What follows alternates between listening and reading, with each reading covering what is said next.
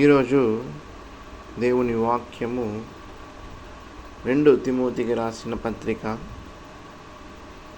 3వ అధ్యాయము 16-17 వాక్యములు. 2 తిమోతి చాప్టర్ 3 వర్స్ నెంబర్ 16-17. వాక్యం ఇలా ఉందండి. దైవజనుడు సన్నిధుడై ప్రతి సత్కార్యమునకు పూర్ణముగా సిద్ధపడి ఉండునట్లు దైవ వేషముల వలన కలిగిన ప్రతి లేఖనము ఉపదేశించుటకును, ఖండించుటకును, తప్పుదిద్దుటకును, నీతి యందు శిక్ష చేయుటకును ప్రయోజకరణమై ఉన్నది. ఇక్కడ వాక్యంలో చూసుకుంటే ప్రతి ఒక్క వాక్యం అండి, ప్రతి ఒక్క వాక్యం దేవుడు ఏం చేశాడంట, ఆయన మనకిచ్చాడు. ఎలా? All scripture is God breathed and profitable for instruction. దేవుడు ఇచ్చిన ప్రతి లేఖనము మన కోసమే. మనం అనుకోవచ్చు, ఆది కాండంతో నాకేం పని, పాత నిబంధన గ్రంథంతో నాకేం పని, ఈరోజు ఈ కాలంలో నాకు కావాల్సింది పరిశుద్ధాత్మ దేవుడు, ఆయన ఉంటే చాలు నేను పరలోకానికి వెళ్ళిపోతాను, నాకు యేసయ్య గురించి తెలుసుకోవాల్సిన అవసరం ఏంటి, తండ్రి అయిన దేవుని గురించి తెలుసుకోవాల్సిన అవసరం ఏంటి, ప్రవక్తల కాలం గురించి తెలుసుకోవాల్సిన అవసరం ఏంటి, రాజులు న్యాయాధిపతుల గురించి తెలుసుకోవాల్సిన అవసరము నాకేంటి, నేనెందుకు ఆ లేఖనాలన్నీ చదవాలా,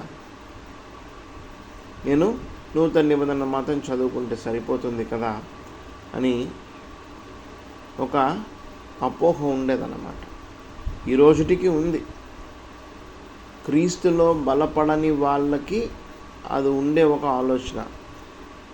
వాక్యం అంటే విభజన ఎలా జరిగింది? Old and new. Old testament కదా, మనకి ఎందుకులే, మనం న్యూ టెస్ట్మెంట్ మాత్రమే చదువుకుంటాం అని ఒక మైండ్ సెట్ మనుషుల్లో ఉంది. అయితే ప్రతి లేఖనం అండి, పరిశుద్ధాత్మ దేవుని ప్రేరేపణతో రాయబడిన ప్రతి లేఖనము దేవుడు ఇచ్చిందే. పైనున్న 14వ వాక్యాన్ని ఒకసారి చూసుకుందాం. 14వ వాక్యంలో ఏముంది? క్రీస్తు యేసునందుంచవలసిన విశ్వాసము ద్వారా రక్షణార్థమైన జ్ఞానము నీకు కలిగించుటకు శక్తిగల పరిశుద్ధ లేఖనములను బాల్యము నుండి నీ వెరుగుదువు గనుక నీవు నేర్చుకొని రూఢి అని తెలుసుకొన్నవి ఎవరి వలన నేర్చుకుంటివో ఆ సంగతి తెలుసుకొని వాటి యందు నిలకడగా ఉండుము. తిమోతికి ఏం రాస్తున్నాడండి ఆయన? తిమోతి, యేసునందుంచవలసిన విశ్వాసము, రక్షణార్థమైన జ్ఞానము నీకు కలిగించుటకు శక్తిగల పరిశుద్ధ లేఖనములను బాల్యము నుండి నీ వెరుగుదువు గనుక. అంటే తిమోతి బై బర్త్ క్రిస్టియన్ అన్నమాట. బై బర్త్ ఆయన క్రిస్టియన్. ఏమంటున్నాడు ఇక్కడ? నువ్వు నేర్చుకున్న పాఠాలన్నీ, బైబుల్ లేఖనాలన్నీ నువ్వేం చేయాలా? ఫాలో అవ్వాలా. మనకి చిన్నప్పుడు చూసుకుంటే సండే క్లాసులలో బైబిల్ని స్టోరీస్గా చెప్పేవాళ్ళు. దావీదు గోలియాతు స్టోరీ, ఈసాకు యాకోబుల story, Abraham Lot story, Daniel యొక్క సింహాల గృహలోకి వెళ్ళే స్టోరీ, షేడ్రక్ అభిజ్ఞో మేషక్కుల స్టోరీ, దెబోరా బారాకుల story, Gideon story, Othniel story, ఇలా శామ్యూయల్ గారి స్టోరీ, సౌలు గారి స్టోరీ, ఇలా ఎన్నో లేఖనాలన్నీ మనకి చిన్నప్పుడు సండే స్కూల్లో కథల రూపంలో మనకు చెప్పేవాళ్ళు, మనకు అర్థం అవ్వడానికి, మనం గుర్తుపెట్టుకోవడానికి. ఆ కథల రూపంలో నువ్వు నేర్చుకున్నవన్నీ, చిన్ననాటి నుంచి నువ్వు విన్న ప్రతి లేఖనములు నువ్వేం చేయాలంట? పాటించాలంట. సో నీకు తెలుసు ఈ లేఖనాలన్నీ నిజమైనవి, అండ్ ఈ లేఖనాలన్నీ నువ్వు విశ్వసించగలిగినవి. అండ్ ఈ పరిశుద్ధ లేఖనాలన్నీ నువ్వు ఉన్నప్పటి నుంచి నీకు తెలుసు. కాబట్టి ఈ లేఖనాలన్నీ ఏమిస్తుంది? లేఖనాలు జ్ఞానాన్ని ఇస్తుంది. అండ్ ఆ జ్ఞానం నీకు ఎక్కడికి నేను నడిపిస్తుంది? రక్షణ వైపు నడిపిస్తుంది. ఎలా నడిపిస్తుంది? యేసుక్రీస్తునందు విశ్వాసం వలన నీకు రక్షణ కలుగుతుంది.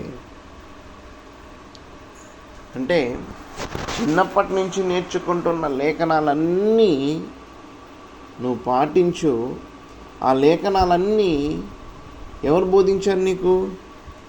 ఇక్కడ తిమోతికి ఎవరు బోధించారు?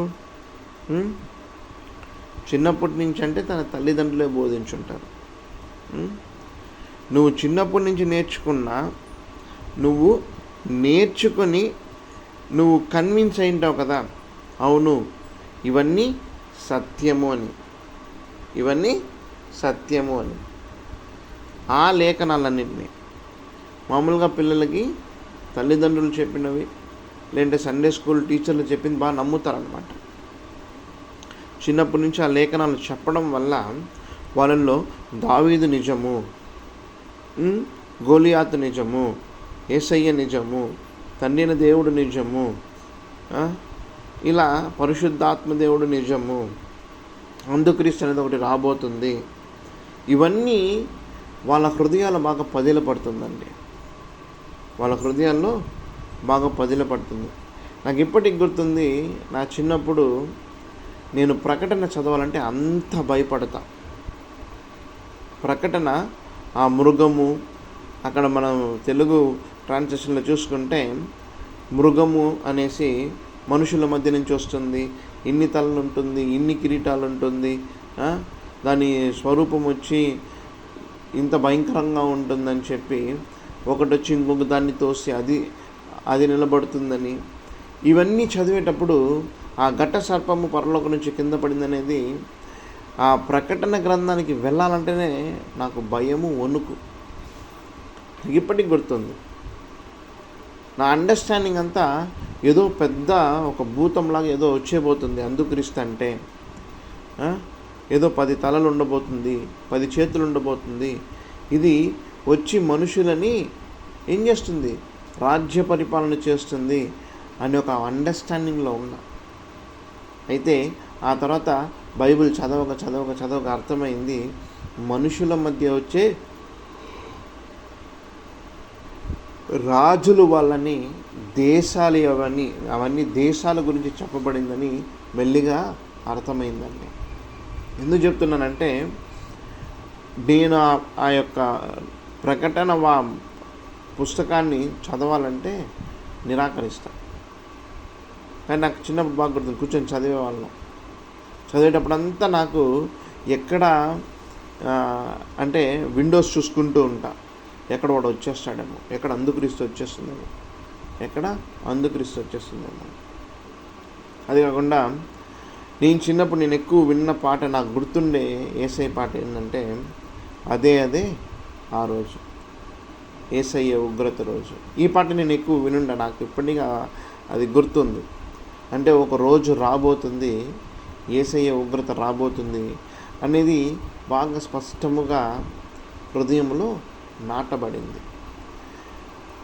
ఎందుకు చెప్తున్నానంటే, మనం చిన్నప్పుడు ఏ విత్తనాలైతే నాటుతామో అది ఫలించేటప్పుడు మనము అటువంటి ఒక కనిని ఇస్తాం.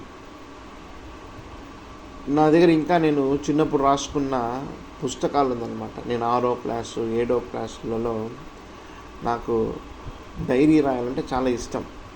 ఆ రోజుల్లో డైరీలు లేవు, కానీ నేను మామూలుగా ఒక నోట్బుక్లో నా గురించి నేను రాసుకునేవాను అన్నమాట. స్కూల్కి వెళ్ళినాను, చదివినాను. దాంతో నేను నా వెనక అంటే ఆ బుక్ వెనకాల దేవుని వాక్యము పెద్ద పెద్దదిగా రాసుకునేవాడిని. చాలా పెద్ద పెద్దగా రాశాను. నేను అలా రాశానని నాకు గుర్తు కూడా. ఆ బుక్ ఉంది కాబట్టి దాన్ని చూసేటప్పుడంతా నేను 6th క్లాస్లో ఇలా వాక్యాన్ని రాస్తున్నాను, 7th క్లాస్లో ఇలా వాక్యాన్ని రాస్తున్నాను, సండే స్కూల్కి వెళ్ళిన జ్ఞాపకాలు ఇవన్నీ వస్తుందన్నమాట. అది చాలా బేస్. ఒకరు అంటే ఒక 20 సంవత్సరాలు 25 సంవత్సరాలు వచ్చిన తర్వాత యేసయ్యని తెలుసుకోవడం, చిన్నప్పటి నుంచి యేసయ్యలో నిలబడి యేసయ్య వాక్యాన్ని చదువుకుంటున్నప్పటికీ ఎవరి విశ్వాసము ఎంత అనే దాన్ని బట్టి వారు ఎంత నిలకడగా దేవునిలో ఉన్నారనేది మనం గమనించవచ్చు. కొంతమంది క్రైస్తవ జీవితంలో క్రైస్తవులుగా పుట్టినప్పటికీ, పాస్టర్ల యొక్క కుమార్తెలుగా పుట్టినప్పటికీ ఏం తప్పిపోతారు? మార్గాన్ని తప్పిపోతారు. నేనే నా స్నేహితుల్ని చూస్తున్నా, వాళ్ళ నాన్న పాస్టరు, కానీ వాడు కంప్లీట్గా తప్పిపోయాడు.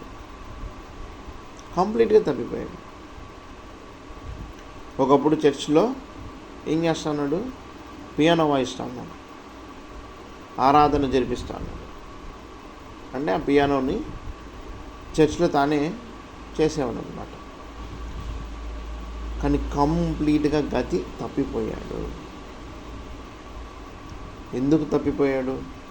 తాను విన్న ఆ వాక్యములను, తాను నేర్చుకున్న ఆ వాక్యములను తాను నమ్మలేదు. తాను ఆ జ్ఞానాన్ని పొందుకోలేదు. యేసయ్య పైన ఆ విశ్వాసాన్ని ఉంచలేదు. చిన్నప్పటి నుంచి మనం ఏమంటాం? పరిశుద్ధ గ్రంథం బైబిల్ అంటే హోలీ బైబిల్ అంటాం. మన బైబిల్ పైన ఆ పేరు ఉంటుంది కదా, ఏమని? పరిశుద్ధ గ్రంథం, పరిశుద్ధ లేఖనములు, హోలీ బైబిల్. బైబిల్ని మనం ఏం చేయం? తొక్కం, బైబిల్ని ఇసిరేయం, బైబిల్ని భద్రంగా పెట్టుకుంటాం. తెలియకుండా కాళ్ళు తగిలినా తెలియకుండా చిన్నపిల్లలను దొరికిస్తే అరుష్టమని బైబిల్ చేతి ఎక్కడంటే అక్కడ పెట్టం.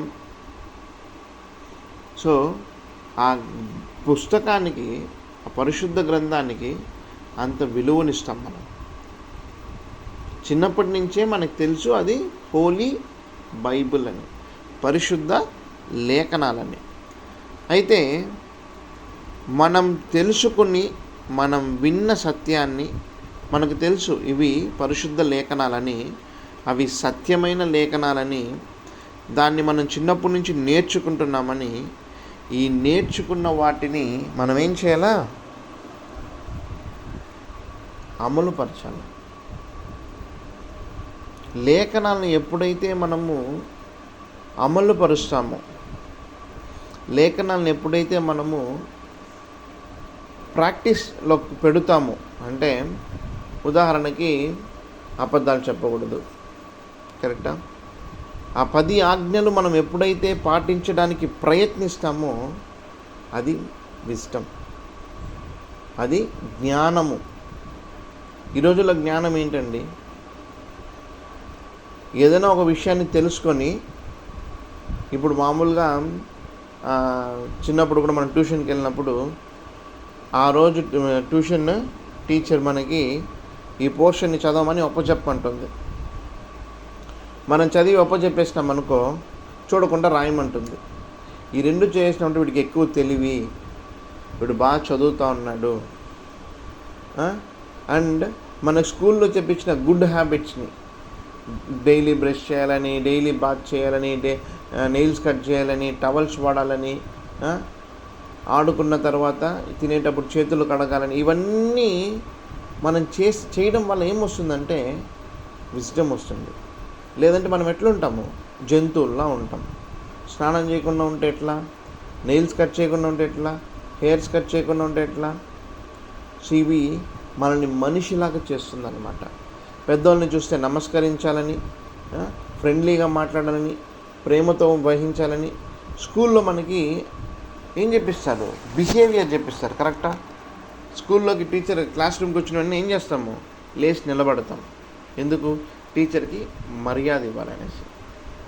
లేచి నిలబడకపోతే ఏమవుతుంది, ఏంట్రా ఇంత యాటిట్యూడ్ నీకు అంటారు, ఈ వయసులో నీకేం ఇంత కొవ్వు అంటారు. కరెక్టేనా?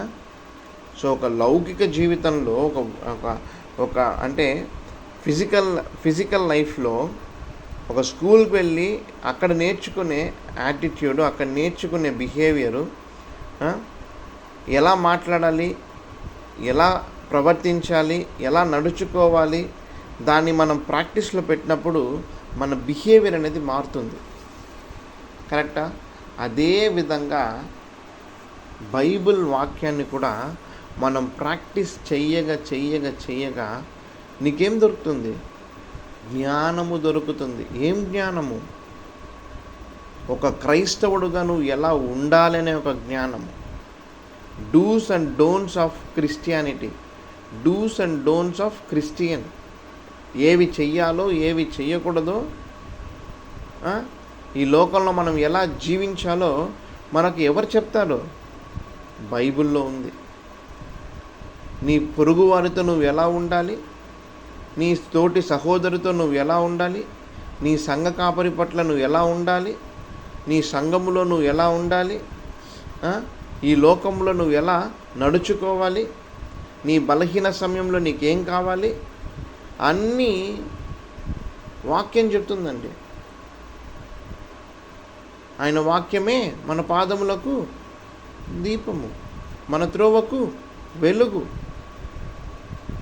ప్రతిదీ మనకి ఈ లోకంలో ఎలా నడుచుకోవాలనేది. మేబీ మనం స్కూల్లో చదువుకునే జ్ఞానము మనకి ఈ లోకంలో మంచి పేరు తెచ్చిపెడుతుందేమో, ఈ లోకంలో మంచి పేరు తెచ్చిపెడుతుందేమో, కానీ పరలోకానికి తీసుకెళ్ళదు. మీకు ఇంకా చెప్పాలంటే కొన్ని దేశాల్లో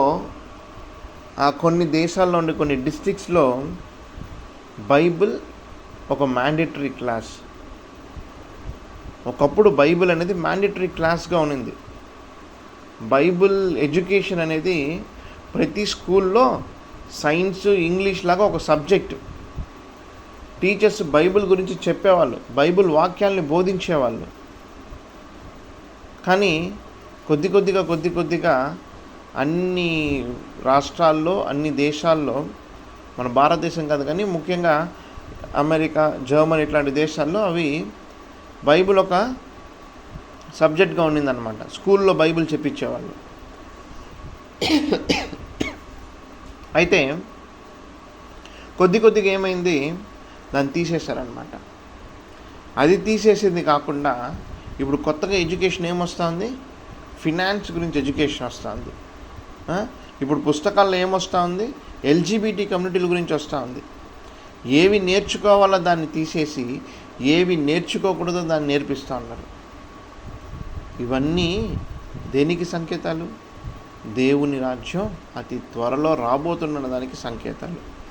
సో మనము నమ్మిన వాక్యాన్ని, చిన్నప్పటి నుంచి మన హృదయంలో పరిశుద్ధ లేఖనాలని నమ్మిన వాక్యాన్ని, దాన్ని మనము పాటించాలి.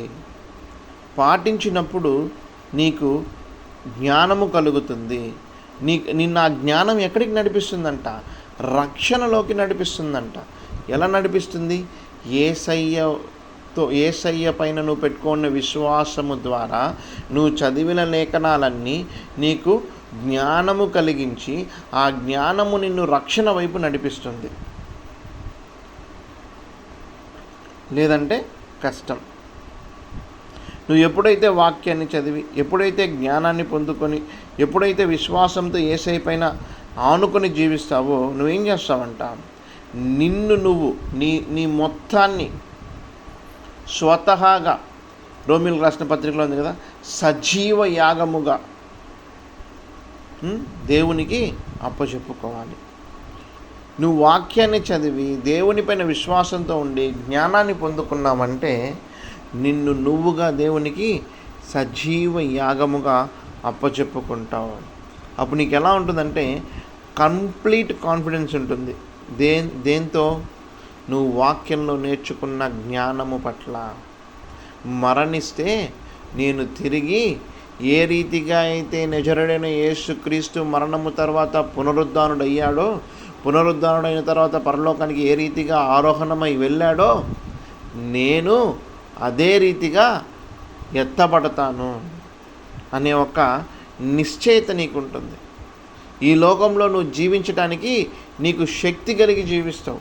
ఈ లోకంలో నువ్వు మంచిగా జీవిస్తావు. సో ఇవి మనం నేర్చుకోవాలి. ప్రతి ఒక్క లేఖనము, రాహాబు గురించి అయితే ఏమి, రూతు గురించి అయితే ఏమి, నయోమి గురించి అయితే ఏమి, చిన్న చిన్న క్యారెక్టర్స్ అండి. ఇంకా చెప్పాలంటే మోసే యొక్క మామగారు అన్యుడైనప్పటికీ తను గొప్ప సలహా ఇస్తాడు మోసేకి. ఏంటి ఆ సలహా? ఎవరన్నా చెప్పండి. తన బైబిల్లో రాయబడిన ప్రతి ఒక్క పేరు మనం ఏదో ఒకటి నేర్చుకుంటాం. అయినా ఇంతమందిని నువ్వు న్యాయం చేయలేవు కాబట్టి నువ్వు 50 మందికి ఒక పెద్ద, 100 మందికి ఒక పెద్ద, 1000 మందికి ఒక పెద్ద నియమించమంటారు. కరెక్ట్. తెగకు సంబంధించినట్లు. కానీ మోసే కూడా దాన్ని అంగీకరిస్తాడు. ఎస్, ఆయన చెప్పేది కరెక్టే అని చెప్పి అంగీకరించి మనుషుల్ని మేనేజ్ చేయడానికి లీడర్స్ని నియమిస్తాడు. ప్రతి ఒక్క పేరు నుంచి మనం ఏదో ఒకటి నేర్చుకుంటాం. ఏం నేర్చుకుంటాం? ఎలా ఉండాలో, ఎలా ఉండకూడదో. సంసోన్ నుంచి ఎలా ఉండాలో నేర్చుకుంటాం, ఎలా ఉండకూడదో కూడా నేర్చుకుంటాం. సో బైబిల్లో రాయబడిన ప్రతి పేరు, ప్రతి లేఖనము, ప్రతి వ్యక్తి జీవితము బైబిల్లో రాయబడిందంట. వాళ్ళ సాక్ష్యము, వాళ్ళ జీవితాలు, వాళ్ళు ఎలా భయపడేవాళ్ళు, ఎలా ఉండేవాళ్ళు, ఏం చేసేవాళ్ళు, ఏది చేస్తే దేవునికి నచ్చుతుంది. మనము మామూలుగా నేను చేసే ప్రార్థనలో, అయ్యా నీ చూపులకు మేము ప్రియముగా ఉండాలి. ఎప్పుడు నేను చేసే ప్రేయర్లో ఈ మాట ఉంటుందన్నమాట. నీ కన్నులకు ప్రియముగా మేము నడుచుకోవాలి, నీ కన్నులకు నేను ప్రియముగా నడుచుకోవాలి. ఎలా నడుచుకుంటాం? దేవుని కన్నులకు మనం ప్రియముగా ఎలా ఉండగలం? ఈజీగా తెలుస్తుంది. ఐగుప్తులు దేవుని కన్నులకు ప్రియముగా ఉన్నారా లేదా? లేరు. ఇజ్రాయేలు వాళ్ళు దేవుని కన్నుకి ప్రియముగా ఉన్నారా లేదా? కొద్ది రోజులు ఉన్నారు, కొద్ది రోజులు లేరు. ఎవరున్నప్పుడు ఉన్నారు? మంచి నాయకుడు ఉన్నప్పుడు ఇజ్రాయేల్ వాళ్ళంతా దేవుని కంటికి ప్రియముగా ఉన్నారు. మంచి నాయకులు లేనప్పుడు తప్పిపోయారు. మంచి నాయకుడు ఉన్నప్పుడు వాళ్ళు ఎలా ప్రవర్తించారు, మంచి నాయకుడు లేనప్పుడు వాళ్ళు ఎలా ప్రవర్తించారు, ఇవన్నీ మనము ఆలోచించాలి.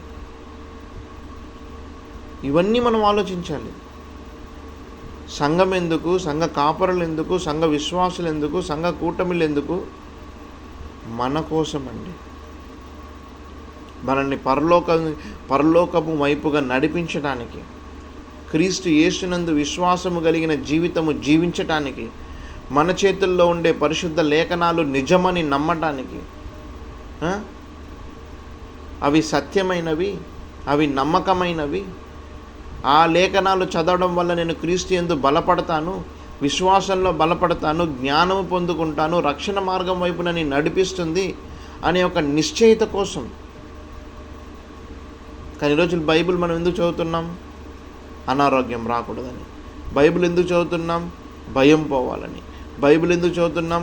ఆశీర్వాదం కావాలని. ఎందుకు ప్రార్థన చేస్తున్నాం? ఈ లోకంలో ఉండడానికి కావాల్సినవన్నీ అడగడానికి.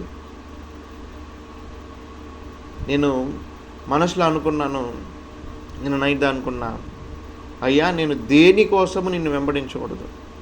అంటే నాకు ఇది కావాలి, అది కావాలి, దానికోసమంతా వెంబడించకూడదు. ఉదాహరణకి అబ్రహాం ఏం చేస్తాడు, తన కుమారుని బలి ఇవ్వడానికి సిద్ధపడతాడు. కానీ ఈ రోజుల్లో జనరేషన్ ఏముందంటే, నా కుటుంబానికి ఏం కాకూడదు, నాకేం కాకూడదు, నా ఉద్యోగం పోకూడదు, నాకున్న సకల సదుపాయాలు పోకూడదు అని దేవుణ్ణి ప్రార్థన చేస్తాం. నేను చెప్పేది మీకు అర్థమవుతుందా? దేవుని దగ్గర మనం ఎందుకు వెళ్తున్నామంటే ఫర్ ప్రొటెక్షన్, ఫర్ బ్లెస్సింగ్. మన అవసరతలు తీరడానికి దేవుని దగ్గరికి వెళ్తా ఉన్నాం. ఒకవేళ మనకి ప్రొటెక్షన్ లేదంటే, ఒకవేళ మనకి ఆశీర్వాదం లేదంటే, ఒకవేళ మనం అనుకున్నట్టు దేవుడు మనల్ని నడిపించకపోతే దేవునిపైన అవిశ్వాసం వస్తుంది కదా. కానీ అబ్రహాం అలా జీవించాడా? లేదే. యోబు అలా జీవించాడా? లేదే.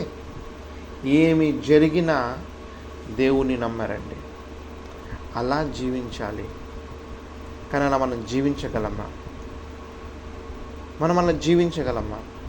ఉన్న ఆస్తులన్నా పోయి నడి రోడ్డున పడి, అందరూ బంధువులంతా వదిలేసి, రోగముతో కట్టుకున్న భార్య వచ్చి నీ దేవుణ్ణి దూషించి ప్రాణాన్ని విడిచే అంటుంది. అటువంటి స్థితిగతుల్లో కూడా యోబు ఏం చేశాడు? దేవుని పక్షాన నిలబడ్డాడు. ఒక్క మాట దేవుణ్ణి దూషించలేదు. ఈరోజు మన జీవితాల్లో కొన్ని ఒడిదుడుకులు వస్తేనే నాకే ఎందుకు ఇంత సమస్య, నాకే ఎందుకు. కానీ మళ్ళీ చెప్తున్నా, మనకి వచ్చేంతవరకు తెలియదు మనం ఎలా రియాక్ట్ అవుతామో. దేవుని దగ్గర అడిగి నేర్చుకోవాల్సింది, అడిగి తెలుసుకోవాల్సింది, బలం పొందుకోవాల్సింది. ఏమైనా అయిపోని, whatever it might happen, ఏమైనా నష్టపోని, ఆరోగ్యం పోని, ఉద్యోగం పోని, కుటుంబ జీవితాల్లో ఎంత నష్టం వచ్చినా, ఈ భూలోక జీవితంలో ఏ నష్టం వచ్చినా, నా దేవుని కోసం నేను జీవించాలనే ఒక తపన, ఆ మనస్తత్వం మనకి వాక్యాన్ని చదవడం వల్ల మాత్రమే వస్తుందండి. యోబు జీవితాన్ని మనము బాగా పరిశీలిస్తేనే వస్తుంది. పౌలు గారి జీవితాన్ని మనం బాగా పరిశీలిస్తేనే వస్తుంది. అబ్రహాము జీవితాన్ని పరిశీలిస్తేనే మనం తెలుసుకుంటాం. ఘన కార్యములు దేవుని కోసం పూనుకోగలం. సో ఇవన్నీ మనకి కథలు కాదు, కానీ స్టోరీస్ కాదు, కానీ నిజమైన మనుషుల జీవితాల్లో జరిగిన సత్యం అది. యోబు గారు మాత్రం ఎలా అంత విశ్వాసవంతుడుగా ఉంటాడు? ఆయన మనిషే కదా, నీలాగా నాలాగా పుట్టినవాడే కదా. ఆయన యేసేలాగా పుట్టలేదు కదా. పరిశుద్ధాత్మ ప్రేరేపణతో కన్య అయిన మరియ గర్భంలో జన్మించాడు యోబు. లేడు కదా, మనిషే కదా. అబ్రహాము మనిషే కదా. సౌలుగా ఉన్న పౌలుగా మారిన తను మనిషే కదా. వాళ్ళు జీవించగలిగినప్పుడు దేవుని కోసం మనం జీవించలేమా? జీవించగలం. ఎప్పుడు? మనం నిర్ణయించుకున్నప్పుడు. ఎప్పుడైతే నిన్ను నువ్వు దేవుని కోసం సమర్పించుకోవాలనుకున్నప్పుడు. ఏంటండి, ఉద్యోగానికి లేటుగా వెళ్తే మేనేజర్కి అంత భయపడి టక అని ఉద్యోగానికి వెళ్తాం మనం. లేదంటే మనం పనిచేస్తున్న మన పై అధికారి వచ్చేస్తారని ఊహించుకోండి. ఒక ఇన్స్పెక్షన్ వచ్చిన రోజు, ఒక ఆడిట్ జరిగేటప్పుడు ఎంత భయపడతాం. ఎక్కడ ఏం చెక్ చేస్తారో, ఏ ఫైల్ అడుగుతారో, ఏ డాక్యుమెంట్ చూస్తారో, అంత భయం ఉన్నప్పుడు ఒక ఆడిట్ జరిగేటప్పుడు కానీ, ఒక ప్రజెంటేషన్ జరిగేటప్పుడు కానీ అంత చురుగ్గా మనం వెళ్ళి చేస్తూ ఉంటామే. దేవుని పట్ల మాత్రం ఎందుకు మనకంత శ్రద్ధ లేనితనం? ఎవరినో ఆలోచించారా? ఎప్పుడైనా ఆలోచించారా? మేబీ ఈరోజు ఆలోచించండి. దేవా, నేను నిన్ను ఆశీర్వాదం కోసము అవన్నీ ఆటోమేటిక్గా ఇస్తాడండి ఆయన. యోబు చూడండి, దేవుని మాత్రమే పట్టుకున్నాడు. కోల్పోయిన వాటికి ఎన్ని రెట్లు ఇచ్చాడంటే దేవుడు. ఎన్ని రెట్లు ఇచ్చాడమ్మా? రెండింతల ఆశీర్వాదాన్ని ఇచ్చాడు. మీరు అనుకుంటున్నారా యోబు ఆ రెండింతల ఆశీర్వాదం కోసం దేవుణ్ణి పట్టుకున్నాడని? లేదే. యోబుకు కనీసం తెలియదు రెండింతల ఆశీర్వాదం మళ్ళీ తనకి ఇస్తాడని. ప్రపంచంలోనే తన కుమార్తెలు అంత అందంగా ఉన్నారంట. వాక్యం చెప్తా ఉంది. ఒక జీవితాన్ని దేవుడు మళ్ళా పునరుద్ధరించాడు. ఎందుకని? యోబుని చూసి మనం ఏం నేర్చుకోవాలి? రెండింతల ఆశీర్వాదం నేర్చుకుంటా ఉన్నాం మనమంతా. కరెక్టే కదా? యోబు అంటే రెండింతల ఆశీర్వాదమే. యోబు ఎలా జీవించాడు, ఎలా రెండింతల ఆశీర్వాదం వచ్చిందో మనకొద్దు. మనకు కావాల్సిందంతా ఆ రెండింతల ఆశీర్వాదమే. మన ఇళ్ళల్లో కూడా ఆ వాక్యం ఉంటుందన్నమాట. కానీ ఆ రెండింతల ఆశీర్వాదం పొందడానికి యోబు దేవునిలో ఎంత నమ్మకస్తుడిగా జీవించాడనేది ఏనాడు మనం ఆలోచించలేదు. అబ్రహాము పితరులకు తండ్రిగా అంత ఘనముని ఎలా పొందుకున్నాడు? ఈరోజు నీకు నాకు వేరు ఏది? Who is our root? Abraham గారు స్పిరిచువల్ ఫాదర్గా, పితరులకు తండ్రిగా ఆయన మనము నమ్ముతూ ఉన్నాం. ఎక్కడి నుంచి ఆ పేరు వచ్చింది? అంత ఘనమైన ఇంపార్టెన్స్ దేవుడు తనకి ఎందుకు ఇచ్చాడు? కుమారుని వద్దనుకున్నాడు దేవుని కోసం. కట్టేశాడు, కత్తి తీశాడు, పైకి ఎత్తేసాడు. చివరి నిమిషం వరకు దేవుని వైపే ఉన్నాడండి. కానీ మనం ఏం చేస్తాం తెలుసా? మొదటి 10 నిమిషాల్లోనే దేవుని వైపు నుంచి లోకం వైపుకి వచ్చేస్తాం. నేనేమడిగాను దేవా నిన్ను? ఒక ఇల్లే కదా, ఒక కారే కదా, ఓ ఉద్యోగమే కదా, ఓ వివాహమే కదా. వివాహం జరగకపోతే దేవుని నమ్మం, ఉద్యోగం రాకపోతే దేవుని నమ్మం, ప్రమోషన్ రాకపోతే దేవుని నమ్మం, ప్రార్థన చేసి అనారోగ్యం స్వస్థత కాకపోతే దేవుని నమ్మం. ఇవన్నీ ఇస్తేనే మనకి దేవుడు కావాలి. ఇవేవి వద్దంటే మనకి దేవుడు వద్దు. బైబిల్లో అలా లేదు. బైబిల్ ఒకటి చెప్తా ఉంది. బైబిల్లో ఉండే పరిశుద్ధుల యొక్క జీవితము వాళ్ళొకలా జీవించారు. కానీ మనం మాత్రం, మన అండర్స్టాండింగ్ మాత్రం ఎందుకు ఇలా ఉంది? కరెక్ట్ అండి. మనకి రక్షణ ఆయనే, మన దాగుస్థలం ఆయనే, మనని ఆశీర్వదించేది ఆయనే, అన్నీ ఆయనే. దావీదు జీవితంలో ఎన్ని ఒడిదుడుకులు, ఎంత అవమానము. సౌలు చంపాలని 20 సంవత్సరాలు తరిమాడు. దావీదు కొన్ని సంవత్సరాలు రాజుగా ఉన్నాడు. మధ్యలో రాజ్యము తన కొడుకు అబ్షలోము తీసుకోవాలని ప్రయత్నించాడు. బిడ్డను కోల్పోయాడు పాపం చేసి. పడి లేస్తూ ఉన్నాడు. పోయిన ఆదివారం మా చర్చిలో పాస్టర్ గారు చక్కగా ఒక మాట చెప్పినాడు. అదే ప్రశ్న మిమ్మల్ని అందరినీ వేస్తాను. ఎవరైనా కింద పడ్డారమ్మా? ఎప్పుడైనా కింద పడ్డారా? చెప్పాలా? ఎప్పుడైనా బండిలో నుంచో, లేదంటే మీరు వెళ్ళేటప్పుడు, వచ్చేటప్పుడు, ఇంట్లో ఉన్నప్పుడు స్లిప్ అయి కింద పడ్డారా? ఖచ్చితంగా పడే ఉంటాం. అయితే పడిన తర్వాత ఎప్పుడు లేచారమ్మా? పడిన తర్వాత ఎప్పుడు లేచారు? దగ్గర ఏమ్మా? పడి ఎప్పుడు లేచారు? పడిన అప్పటికప్పుడే. పడిన వెంటనే లేవడమే క్రైస్తవ జీవితం. పాపంలో పడ్డామా, పాపం అని తెలుసుకున్నామా, వెంటనే లేసేయాలి.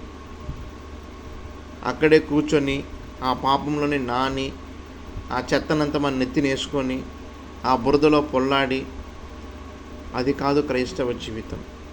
ఖచ్చితంగా దేర్ ఆర్ డిస్ట్రాక్షన్స్. ఈ లోకంలో డిస్ట్రాక్షన్స్ ఉంటుంది. కంటి ముందరే పాపము ఉంటుంది. పడిపోతాం, కానీ వెంటనే లేచి నిలబడాలి. లేచి నిలబడి దేవుని దగ్గర క్షమాపణ పొందుకోవాలి. ఏ రీతిగా అయితే మనం పడితే వెంటనే లేస్తాం. కాళ్ళు ఇరిగిపోయినా లేస్తేనే తెలుస్తుంది కాళ్ళు ఇరిగిపోయిందని. అందరూ తెలియదు కదా. ఇమ్మీడియట్గా లేస్తాడు ఏ మనిషి అయినా సరే. చిన్న బిడ్డ పడుతుంది, వెంటనే లేస్తుంది. క్రైస్తవ జీవితం కూడా అలానే ఉండాలి. నువ్వు పడ్డావు ఆ పాపంలో, వెంటనే లేచి నిలబడు. దానికి కావాల్సింది పరిశుద్ధ లేఖనాలు. ప్రతి ఒక్క లేఖనము ఇంగ్లీష్లో అయితే చక్కగా ఉంది, గాడ్ బ్రీత్డ్ అని ఉంది. దేవుడు ఇచ్చిందే, ఆయన ఇచ్చిందే. దేనికి ఇచ్చిందంట ఇవన్నీ? ఈ లేఖనాలన్నీ డివైన్ ఇన్స్పిరేషన్తో, పరిశుద్ధాత్మ ప్రేరేపణతో ఇవ్వబడింది. దేనికోసం? మన లాభము కోసం. ఏంటి ఆ లాభం అంటే కన్విక్షన్, అంటే ఏది పాపమని తెలియడానికి, కరెక్షన్కి, అంటే మనల్ని మన తప్పులు తెలుసుకొని మనము విధేయత కనబరచడానికి, మన తప్పులు మనం తెలుసుకొని విధేయత కనబరచడానికి, మనం ట్రైన్ అవ్వడానికి, దేంతో? నీతిమంతులుగా మనల్ని మనం మార్చుకోవడానికి, దేవుని యొక్క చిత్తానుసారము జీవించాలి. ఎలా? బయట లోపల, ప్రైవేట్గా పబ్లిక్గా. సో మనల్ని మనం నీతిమంతులుగా జీవించాలి. కొంతమంది ఎలా జీవిస్తారంటే బయటికి మాత్రం పరిశుద్ధంగా ఉంటారు, హృదయంలో మొత్తం చెడే ఉంటుంది. అలా ఉండకూడదు. వాక్యం మనం ఎలా కరెక్ట్ చేయాలంటే learning to live in conformity of God's will both publicly and privately, behaving honourably with personal integrity and moral courage. మనము బయట వ్యక్తిగత జీవితంలోనూ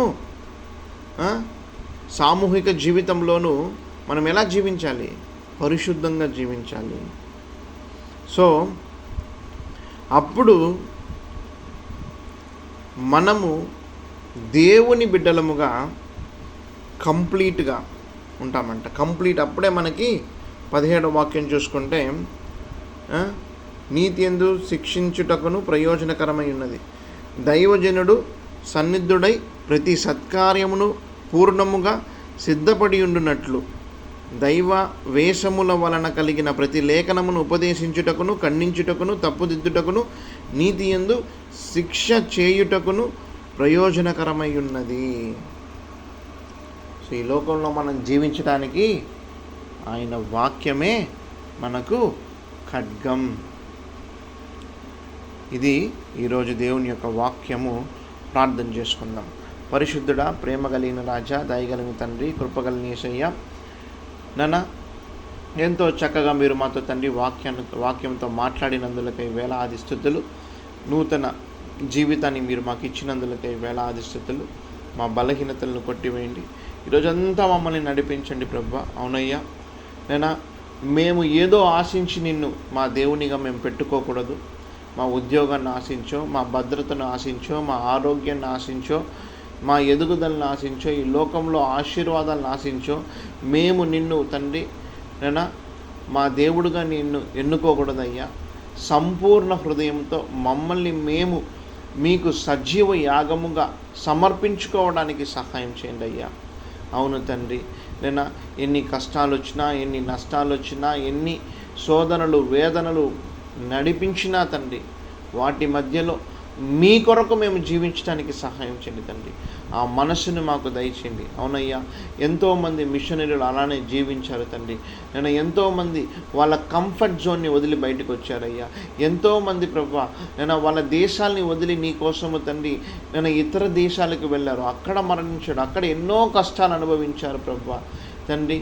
నేను నీ కోసం మేము జీవించడానికి, నీ చిత్తానుసారం మేము జీవించడానికి, నేను మా వ్యక్తిగత జీవితంలోను, మా యొక్క నేను పర్సనల్ లైఫ్లోను, ప్రైవేట్ లైఫ్లోను ప్రభా నీ వాక్యానుసారం మేము జీవించడానికి సహాయం చేయండి అయ్యా. నీ వాక్యము మమ్మల్ని మేము కట్టుకోవడానికి మాకు సహాయపడాలని ఆశపడుతున్నాము తండ్రి. నేను నీ వాక్యంలో ఉండే నీ వాక్యాన్ని చదివి అందులో ఉండే జ్ఞానాన్ని మేము తెలుసుకొని యేసుక్రీస్తు వలన విశ్వాసం వలన రక్షణ మార్గము పొందుకోవాలని ఆశపడుతున్నాము తండ్రి. నేను ఆషామాషి జీవితాలు మేము జీవించకూడదయ్యా. ఏనో దాని జీవితాలు మేము జీవించకూడదు ప్రభువా. నీ కొరకు జీవించాలనన్నా, నీ కొరకు మాత్రమే జీవించే వైరాగ్యాన్ని మాకు దయచేయండి తండ్రి. నేను ఈరోజంతా కావాల్సిన ఈవులను మాకు దయచేయండి, నడిపింపును దయచేయండి, రక్షణను దయచేయండి అయ్యా. నాన్న ఈ చిన్ని ప్రార్థన విన్నారని నమ్ముచున్నాను తండ్రి. మరి ముఖ్యంగా నాన్న జ్ఞానము కోసం ప్రార్థన చేస్తున్నాను. తన శరీరంలో ఉండే బలహీనతలు ప్రభువా, నన్ను తన శరీరంలో ఉండే ప్రభువా కడుపు నొప్పిని ప్రభువా యేసు క్రీస్తు నామంలో ఒక స్వస్థత కలుగు చేయండి.